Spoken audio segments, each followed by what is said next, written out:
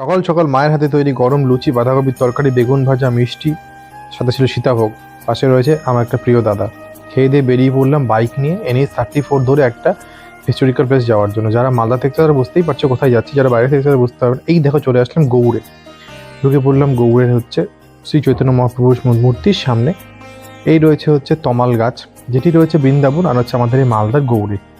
একমাত্র দুটি তমাল গাছ সারা ইন্ডিয়াতে দেখা যায় আমি শুনেছি। এই মহাপ্রভুর চরণ, চৈতন্য মহাপ্রভুর চরণ, উনি এখানে এসেছিলেন। আর এই তার পাশে রাধা গোবিন্দর মন্দির, রামকেলি মন্দির যেটাকে বলে থাকি আমরা। এই রামকেলি মন্দিরের ভেতরের রাধাকৃষ্ণ আর গৌর নিতাই। তারপর ছিল আমাদের এই বন্ধুর সঙ্গে হ্যান্ডশেক করলাম, হ্যান্ডশেক খাওয়ালাম। খাওয়ানোর পরে বেরিয়ে পড়লাম তার পাশের একটি কুণ্ড রয়েছে।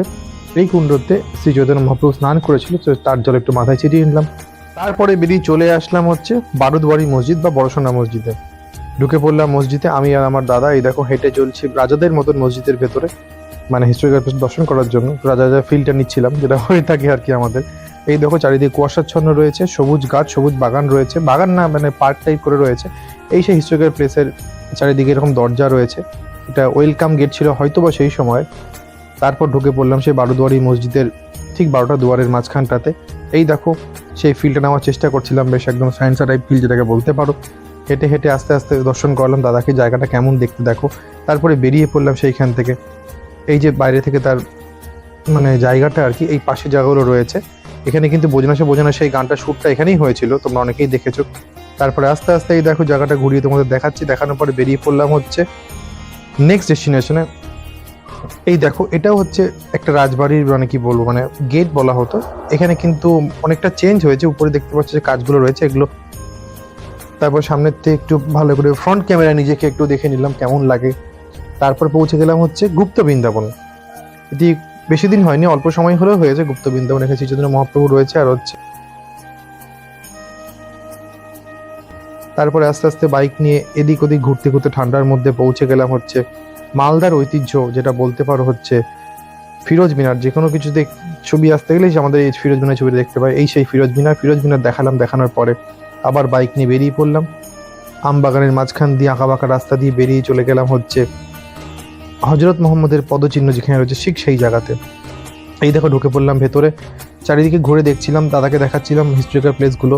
দাদাও ভালো করে দেখছিল। দেখার পরে এই যে দেখি বেশ একটু অবাক হচ্ছিলাম, ভগ্নাংশগুলো এখনো কি সুন্দর অক্ষতভাবে রয়েছে। আর এখনকার যুগের প্লাস্টার তো 5 বছরও টিকে না। তাহলে ভাবো তখনকার কি সুন্দর কাজকর্মগুলো করতো আর কি। এইখানে দেখে তারপরে বেরোনোর পরে আস্তে আস্তে পৌঁছে গেলাম এই বন্দি কারাগারে।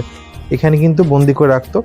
তারপরে এই দেখো বিশাল বড় পাঁচিল, যারা মালদা থেকে দেখছো সকলেই জানো। তার পৌঁছে গেলাম রাজবাড়িতে। এইখানে শুনেছি নাকি একটা মানে রাজার কোনো বাড়ি ছিল, বাড়ি তো আর নেই। এই দেখো সব ভগ্নাংশগুলো রয়ে গেছে। তো ভগ্নাংশগুলো দেখে ঠিক বোঝা যাচ্ছে না কোনটা কি ছিল। তো ব্যাপারটা অনেকক্ষণ এদিক ওদিক ঘুরলাম, ঘুরে দেখছিলাম, ভাবছিলাম কোন দিক দিয়ে যাব, কোন দিক দিয়ে কি দেখবো। মানে এত সুন্দর আর্কিটেক্ট সেই সময় ছিল, সেটা ঘুরে ঘুরে দেখছিলাম। এই দেখো তোমাদেরকে দেখাচ্ছি। যারা তোমরা এখনো গৌড় দর্শন করো, যারা বাইরে দেখছো, তো অবশ্যই মালদার গৌড়ে এসে দর্শন করে যাবে, জায়গাগুলো দেখবে, খুব ভালো লাগবে। আমরা একটু সন্ধ্যের সময় গিয়েছিলাম, আমরা ফাঁকা ফাঁকা ছিল। এই দেখো পুরো জায়গাগুলো, মানে ঠিক বুঝতে পারছিলাম না কোনটা রান্নাঘর বা কোনটা থাকার ঘর বা কোনটা কি, তারই সব ভগ্নাংশগুলো রয়েছে আর কি। তারপরে আরও অনেক জায়গা ছিল ঘোরার জন্য, তো সেগুলোও ঘুরছিলাম, সম্পূর্ণ ভিডিও করা হয়নি। তারপরে আস্তে আস্তে এদিক ওদিক হেঁটে হেঁটে দেখলাম। দেখার পরে আমার ওই দাদাটাও দেখছিল।